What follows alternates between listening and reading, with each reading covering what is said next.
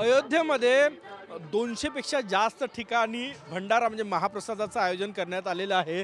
आपण या ठिकाणचे हे दृश्य बघू शकतो। बघा या ठिकाणी अगदी मंदिराच्या परिसरामध्ये हा भंडारा लागलेला आहे, महाप्रसाद आहे आणि या महाप्रसादासाठी जे देशभरातून रामभक्त या ठिकाणी आलेले आहेत ते रांगेत लागलेले आहेत आणि महाप्रसादाची वाट पाहत आहेत। एकूणच आपण हे दृश्य या ठिकाणी बघू शकतो।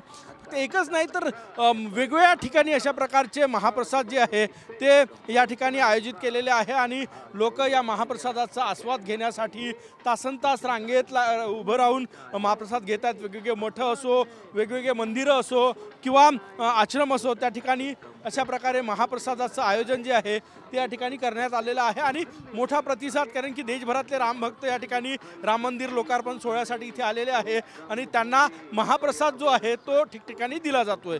कॅमेरामॅन सचिन सयामसह गजानन नुमाटे, TV9 मराठी, अयोध्या।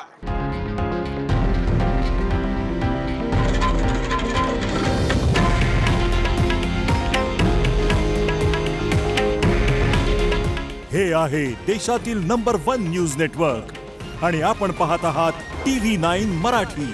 काळजी तुमची, हित महाराष्ट्राचं।